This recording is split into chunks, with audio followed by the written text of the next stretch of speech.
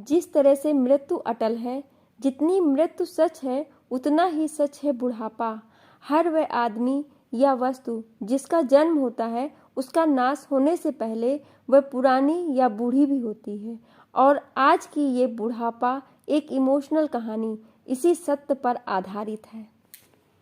हर रोज की तरह दिनेश लाल जी अपने शाम के सैर सपाटे से लौट आए थे। वह अपने जूते उतार ही रहे थे कि बहू ने पूछा, बाबूजी, आज हम पार्टी में जा रहे हैं, हम वहीं से खाकर आएंगे। आज रात के खाने में क्या खाएंगे बताइए।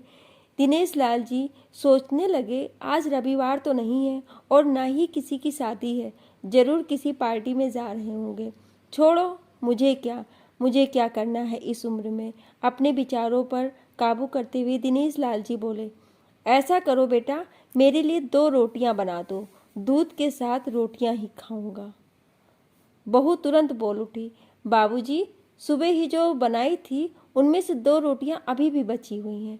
अगर आप बहू ने अपना वाक्य अधूरा ही रहने दिया, लेकिन दिनेश लाल जी अच्छी तरह समझ गए कि वह क्या कहना चाहती थी। सुबह की रोटियां खाई तो गैस हो जाएगा। सुबह भी बहू ने मसाले वाली सब्जी ही बनाई थी, जिसके चलते ही अभी तक खट्टी डकारें आ रही हैं। और इस उम्र में पेट को संभालना मतलब किसी बिगड़े हुए बच्चे को संभालने से भी ज़्यादा कठिन काम। बाबूजी बहू से बोले, नहीं बेटा, इस उम्र में सुबह की रोटी नहीं खा सकता, तुम्हें थोड़ी तकलीफ होगी, लेकिन मेरे लिए 2 ताज़ी रोटी बना दो। बहू को बहुत गुस्सा आया। वो गुस्से में बड़बड़ाते हुए उठी, अब 2 रोटियां बनाओ या 10 काम तो उतना ही बढ़ेगा। आटा गूंथो, रोटी बनाओ, किचन और बर्तन साफ करें, इन्हें क्या, इन्हें सिर्फ ऑर्डर देना है, काम तो मुझे करना है ना। बस दिन रात इनकी ही सेवा करते रहो। बहू के बोल दिनेश लाल के कानों पर पड़ रहे थे। हे भगवान, सिर्फ 2 रोटियां बनाने में इतनी तकलीफ। मैंने कोई 5 पकवान तो बनाने नहीं कहे हैं। उन्हें बहुत गुस्सा आ गया, लेकिन गुस्सा वहाँ किया जाता है जहाँ कोई सुनने वाला हो। उन्होंने अपना गुस्सा निकल लिया। अब तो उन्हें जितनी जल्दी गुस्सा आता था उससे जल्दी चला जाता था। दिनेश लाल जी को अपनी पत्नी की बहुत याद आई। निर्मला के जीते जी उन पर कभी बासी रोटी खाने की नौबत नहीं आई। उल्टा खाने में 10 चीज़ें और मिल जाती थी। खाने के साथ मीठा, पापड़, अचार, दही, छाछ, सलाद और पता नहीं क्या क्या। दिनेश जी को बहुत बुरा लग रहा था। रहने दो बहू, मैं सुबह की रोटी ही खा लूँगा, फिजूल में तुम्हें तकलीफ होगी। वैसे भी तुम्हारे हाथों की रोटी बहुत मुलायम होती है, मुझे चलेगा। मेरी वजह से तुम लोगों को देर नहीं होनी चाहिए। बहू को तो मानो सोने पे सुहागा हो गया। वह अपने आवाज़ मीठी करते हुए बोली, बाबूजी, आप चाय लेंगे क्या? दिनेश लाल जी अपने चाय पीने की इच्छा को दबाते हुए बोले, वैसे कोई खास इच्छा नहीं है चाय पीने की, मगर तुम अपने लिए बना रही हो तो मेरे लिए भी थोड़ी बना देना। हाँ बाबूजी, मैं अपने लिए बनाने वाली हूँ, आपके लिए भी बना देती हूँ, बोलकर बहू रसोई घर के अंदर चली गई। दिनेश लाल जी खुद से ही बातें करने लगे, अभी तो लाखों की जायदाद है मेरे पास, ये घर भी मेरे नाम पर है और खाते में भी लाखों रुपए पड़े हैं। कभी बेटा विषय निकालता है तो मैं बोल कर टाल देता हूँ कि मेरे बाद तेरा ही तो है सब कुछ, और फिर भी 1 कप चाय और 2 ताज़ी रोटी के लिए तरसना पड़ता है तो उन बूढ़ों का क्या होता होगा, जिनके पास संपत्ति के नाम पर सिवाय पुरानी यादों के कुछ और भी नहीं होता है। निर्मला को याद करके दिनेश लाल की आंखों में आंसू चमकने लगे और धीरे से गालों पर सरके। निर्मला के होते हुए उन्होंने घर का कोई काम भी नहीं किया था। आर्थिक जवाबदारी के अलावा उनकी और कोई जवाबदारी नहीं थी। उनके व्यापार ने भी उन्हें अच्छा साथ दिया था। वह भी निर्मला से बहुत प्यार करते थे, लेकिन कभी जता या बता नहीं पाए। वे ये सच्चे दिल से मानते थे कि निर्मला उनकी किसी पूर्व जन्मों के पुण्य का फल है, लेकिन जिंदगी की भाग दौड़ में वे निर्मला की मन की इच्छाएं पूरी कर न सके। उन्हें वैष्णो देवी जाना था, लेकिन हर बार ये यात्रा अगले साल के लिए पोस्टपोन हो जाती थी। घर बार और संसार की जिम्मेदारियां संभालते संभालते कब उनकी इच्छाएं उन्हीं के साथ चली गईं पता ही नहीं चला। दिनेश लाल जी ने देखा उनके पोता और पोती दोनों ही स्कूल से आ गए थे। दोनों ने अपना बस्ता सोफे पर फेंका और दादाजी की तरफ दौड़कर उनके गले लगते हुए कहने लगे, चलिए ना दादाजी, खेलने चलते हैं। यही निस्वार्थ प्रेम के कुछ पल थे जिनमें दिनेश लाल जी भी बच्चों के साथ बच्चे बन जाते थे और सारे अपने दुख और यादें भूल जाते थे। वे कुछ बोल पाते उससे पहले ही बहू ने कहा, चलो छोड़ो दादाजी को, हमें पार्टी में जाना है, जल्दी से आकर तैयार हो जाओ, पापा भी आते होंगे। दोनों ही बच्चे दादाजी को छोड़ मम्मी की तरफ भागे। उनकी पोती 7 साल की थी और पोता 5 साल का था। दिनेश लाल जी अपनी सोच में डूबे हुए बालकनी की तरफ गए। बालकनी में धीमी ठंडी पवन ने उनका स्वागत किया। बहू उनके लिए चाय बनाकर लेकर आई, बालकनी में रखी।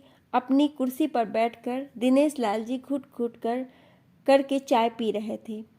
पी क्या रहे थे, निगल रहे थे, क्योंकि चाय के नाम पर सिर्फ कम शक्कर वाला गर्म पानी था, ना इलायची ना अदरक। दिनेश जी मन ही मन सोचने लगे, बहू के जाने के बाद आज खुद अपने हाथों से चाय बनाऊंगा, इलायची अदरक और थोड़ी सी ज़्यादा शक्कर डालकर, और उसके साथ रोटियां खा लूँगा। रोटियां खाऊंगा। रोटियों की याद आते ही उनका मुंह फिर खट्टा हो गया। चाय खत्म होने पर खाली कप लेकर वह किचन में रखने गए तो वहां देखा कि बहू और बच्चों का कप धो के पड़ा था। उन्होंने भी अपना कप धोकर रख दिया और अपनी डायरी लेकर बालकनी में आ गए। बालकनी में बैठे बैठे उनकी नज़र सूखी हुई तुलसी के पौधे पर गई। उन्होंने एक लोटा पानी लाकर उसमें डाल दिया। कुछ मिनटों बाद ध्यान से देखने पर उन्हें पता चला कि सूखे हुए तुलसी के पौधे में नई कोपले जैसे मुस्कुरा रही हूँ। उन्हें याद आया कि निर्मला हर सुबह तुलसी को पानी और शाम को दिया दिखाती थी। अब तो शाम को ना तुलसी को ना ही भगवान के मंदिर में दिया जलता है। पता नहीं कितने संस्कार, इतनी अच्छी आदतें निर्मला अपने साथ ले गई थी। दिनेश लाल आसमान की तरफ देखकर बोले, निर्मला, मुझे और इस घर को अभी तुम्हारी ज़रूरत थी। तुम क्यों हमें छोड़कर चले गए? तुमने मुझे धोखा दिया। तुमने हमेशा साथ रहने का वचन तोड़ दिया। तुम मुझे अकेला छोड़कर चली गई।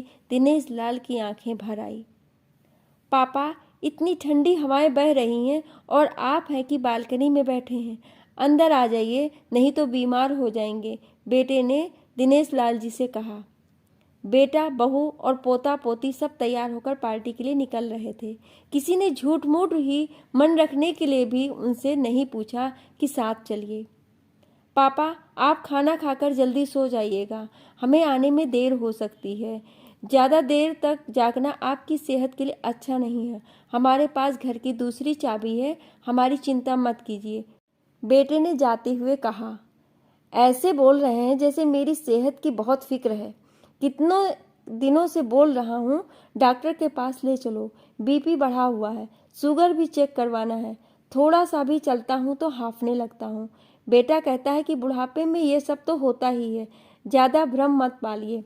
वाह बेटा, बूढ़े बाप के पास बैठने के लिए थोड़ा सा भी टाइम नहीं है तेरे पास, और पार्टी के लिए टाइम ही टाइम है। ऐसे अनगिनत विचार उनके दिमाग में चल रहे थे, लेकिन फिर भी उन्होंने हाँ में सिर हिलाया। सभी पार्टी में चले गए। दिनेश लाल जी हाल में रखे कुर्सी पर आकर बैठ गए। खाना खाने की अभी कोई इच्छा ही नहीं थी, इसलिए टीवी चालू की। आज वैलेंटाइन डे था, प्यार का दिन, इसलिए टीवी पर भी उसी के बारे में दिखा रहे थे। दिनेश लाल जी की नज़र पास में रखे अपनी पत्नी की फ्रेम पर गई, जिसने लाल कलर की साड़ी पहन रखी थी। प्यार तो उन्होंने भी खूब किया था निर्मला जी से, पूरी जिंदगी किया था, जी जान से किया था, लेकिन कभी बोल नहीं पाए। टीवी पर दिखा रहे थे लोगों ने लाल कपड़े पहने हैं, हाथों में लाल फूलों के गुच्छे लेकर वे ग्रीटिंग कार्ड्स की खरीदी कर रहे थे। पता नहीं दिनेश लाल जी के मन में क्या आया, उन्होंने अपने पैसे का बटुआ लिया और निकल पड़े। निर्मला जी के याद में चलते चलते वो एक आइसक्रीम पार्लर के पास पहुंचे। उनको श्वास चढ़ गया, उनके सांसों की गति तेज हो गई थी। आइसक्रीम पार्लर के पास एक कुर्सी पर वह वहीं बैठ गए। एक छोटी सी बच्ची आई जो गुब्बारे बेच रही थी। बच्ची बोली, दादाजी गुब्बारे लोगे क्या? इतने ही बचे हैं, बिक जाएंगे तो जल्दी घर चली जाऊंगी। दिनेश लाल जी ने देखा 10-12 रंग बिरंगे गुब्बारे थे। उन्हें याद आया कि निर्मला जी को भी गुब्बारे बहुत पसंद थे, लेकिन अब गुब्बारे लेकर क्या करूं? उन्हें बच्चे की आंखों में सच्चाई और आशा दिखी। उन्होंने 200 रुपए दिए और सारे गुब्बारे खरीद लिए। उन्हें फिर से निर्मला जी की याद आई, क्योंकि वह भी घर से निकलते समय हमेशा थोड़े एक्स्ट्रा पैसे लेकर निकलती थी और किसी न किसी जरूरतमंद की मदद किया करती थी। कभी वो टोकते तो वह कहती, हमें भगवान ने लेने वालों के नहीं देने वालों की लाइन में खड़ा किया है, और थोड़े से रुपयों के बदले में लाखों की दुआएं मिलती हैं, तो मुझे टोका मत कीजिए। आंखों में आंसू के साथ दिनेश लाल जी खड़े हुए रास्ते के बीचों बीच में आए। उन्होंने आसमान की तरफ देखा, अपने हाथों में पकड़े गुब्बारे आसमान में छोड़ दिए और चिल्लाकर बोले, निर्मला, मैं तुमसे बहुत प्यार करता हूँ। उनकी सांसें गति बढ़ गई, उनका शरीर लड़खड़ाया और जमीन पर धड़ से गिर पड़े। आसपास के लोगों को कुछ भी पता चल पाए उससे पहले ही दिनेश लाल जी ने इस मोह माया की दुनिया को अलविदा कह दिया। उन्हें अपनी पत्नी से मिलने की बहुत जल्दी थी। हमेशा की तरह पूरी कहानी सुनने के लिए आपको धन्यवाद। ये कहानी जरूर आपके दिल को छू गई होगी। ऐसे ही सीधे दिलों में उतरने वाली कहानियाँ पढ़ने के लिए आप हमें सब्सक्राइब ज़रूर करें। धन्यवाद।